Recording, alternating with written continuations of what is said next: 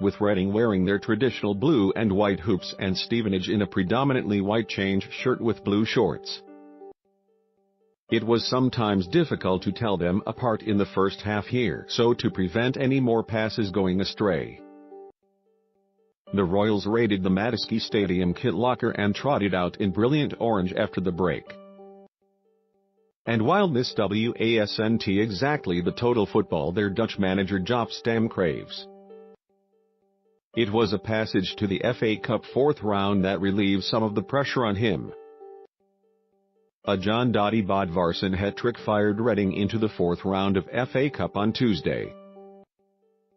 The Iceland international put the Royals ahead after just half an hour had been played.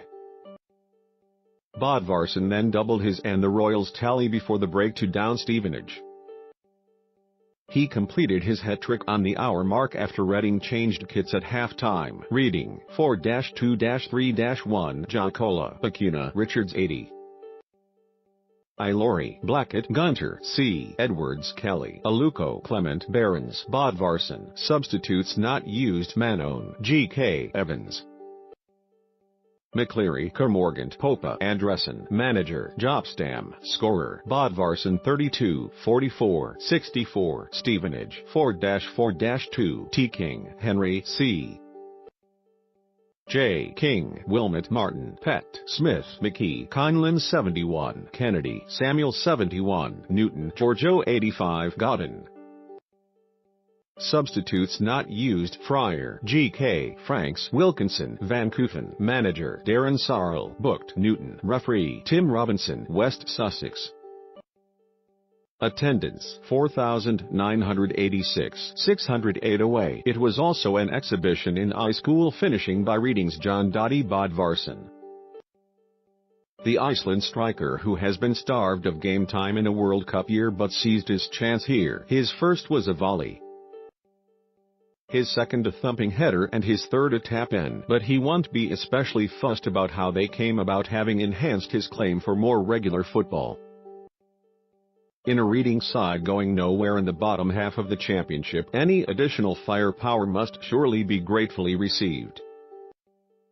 In the meantime, they'll head to Sheffield Wednesday in the fourth round a week on Saturday, potentially a welcome break from league travails. But for the opening half hour, you'd have believed Stevenage were the second-tier outfit, such was their dominance of proceedings. Thousands had stayed away here, with enormous empty sections of blue seats right around the Madisky Stadium. And those Royals fans, still enticed by the cup, didn't have much to cheer. Stam's side could barely string two passes together in the Stevenage half, while the away side looked slick going forward, with Joe Martin bombing up and down the left wing and Matt Godden a handful up top. Stevenage manager Darren Sarl looks on as his side go behind early at the Madisky.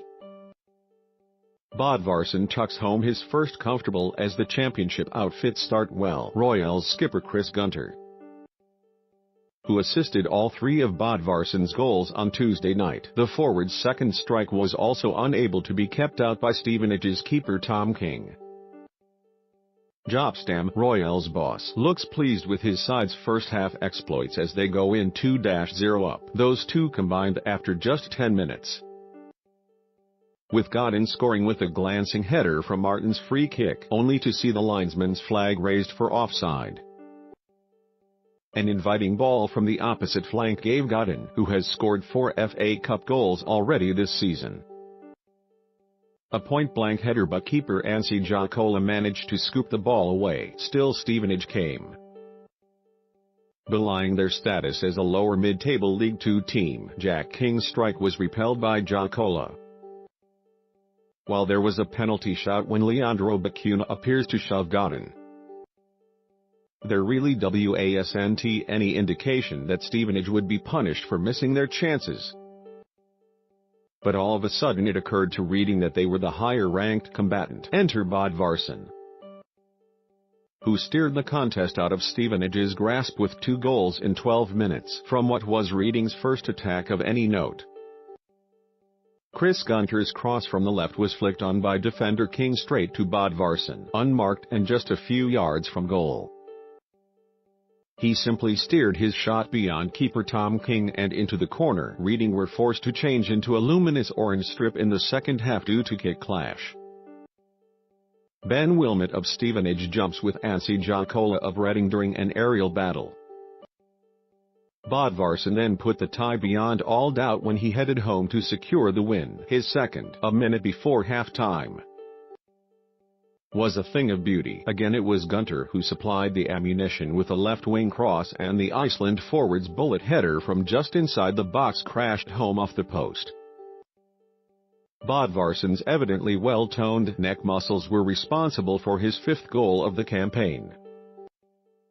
Both sides were able to see with a little more clarity after half-time, and Stevenage, to their credit, continued to plug away. Liam Kelly almost turned Jonathan Smith's testing cross into his own net, while Godin was denied in a one-on-one as Jaakkola stood up tall. But any remaining hopes of a fightback were wrecked when Gunter led a swift Reading counterattack down the left and delivered a slide rule cross that Bodvarsson couldn't miss from just a few yards out. Bodvarsson was making his 68th appearance in English football, 48 for Wolves and 20 for Reading, but this was the first time he'd scored a treble. He was certainly dressed to impress here, and Stam will be thankful.